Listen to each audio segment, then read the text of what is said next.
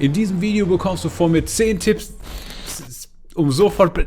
Tipp Nummer 1, First Time Fake Shot nutzen, wenn du im 16er angespielt wirst. First Time Fake Shot ist ein ganz normaler Fake Shot mit Kreis und X, B und A. Nur, dass du das schon machst, bevor der Ball bei dir ist. Bis zur Hälfte des Passweges ist das möglich, denn denk dran, sobald ein Ball gespielt wurde, steuerst du ja den Passempfänger, Kreis, X und dann in die Richtung das linke Stick, den linken Stick dann in die Richtung, in die du aus diesem Skill-Move rauskommen willst. Da machst du hier so eine tolle Bewegung wie Jesus bis um den Gegner rum. Der Gegner wird manuell verteidigt, läuft irgendwo anders hin. Wir gehen einfach rumziehen, ab wie immer.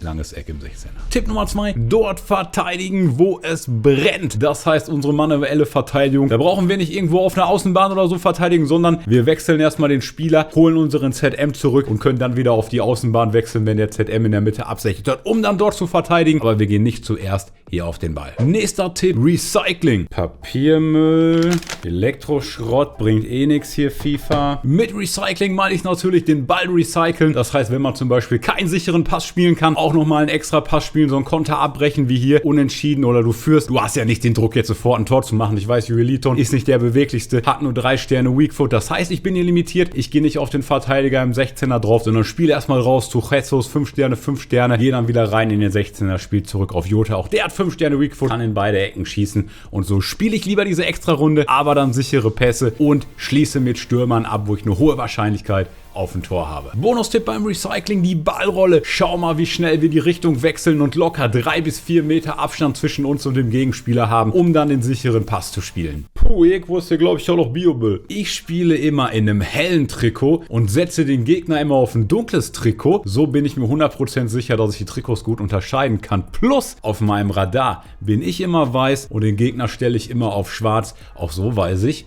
wer ist. Tipp Nummer 5, beide zentralen Mittelfeldspieler manuell nach hinten holen. Ich spiele zum Beispiel in der 4-2-3-1 oder 4-4-2 mit 2 ZMs und die kann ich manuell nach hinten holen, solange es nicht wirklich brennt und ich hinten verteidigen muss. Und dadurch habe ich den Vorteil, selbst wenn ein ZM überspielt wird und die ZMs sind ja unsere wichtigen Verteidiger, denkt dran, im Verteidigungslauf wollen wir mit denen verteidigen, dann habe ich immer noch einen zweiten als Backup. Ohne dass ich meine Verteidiger anwählen muss, denkt dran, viele Gegentore entstehen dadurch, wenn wir manuell mit den Innenverteidigern verteidigen, einen Schritt raus machen, zu aggressiv sind und die Lücken für den Gegner entstehen. 6. Tipp, Ecken verteidigen. Bei Ecken hole ich immer den Torwart raus, ungefähr auf einer Linie mit dem kurzen Pfosten und dann so raus bis zum 5-Meter-Raum. Da wirst du 95% der lang gespielten Ecken runterpflücken können. Je größer dein Torwart, desto besser funktioniert das. Tipp Nummer 7, offensive Spieler nach hinten holen zum Verteidigen. So wie hier mit Jesus, der ja unser ZOM ist. Einfach in den Passweg gehen und so den Gegner überraschen und viele einfache Ballgewinne holen. Während du mit den ZMs und gerade mit deinen Verteidigern natürlich eher konservativ spielst, abwarten spielst, wie gesagt im Verteidigungslauf keine Fehler machen willst, kannst du mit den Stürmern, mit den ZOMs und natürlich auch mit deinen Flügeln je nach Formation ordentlich Druck machen. Nutze auf jeden Fall die ganze Breite des Felds und dafür auch Seitenwechsel, zum Beispiel von einem Außenverteidiger auf den anderen. Sehr gut unter Druck, kannst du auch immer machen, hintenrum über den Torwart. Das ist dann sicherlich die sichere Alternative, wenn der Gegner dich richtig presst. Nächster Tipp, hilft dir auch nochmal gegen Pressing und zwar ist das die Koop-Kamera, denn mit der Koop-Kamera siehst du viel mehr vom Spielfeld, so wie hier der Gegner setzt auf Pressing.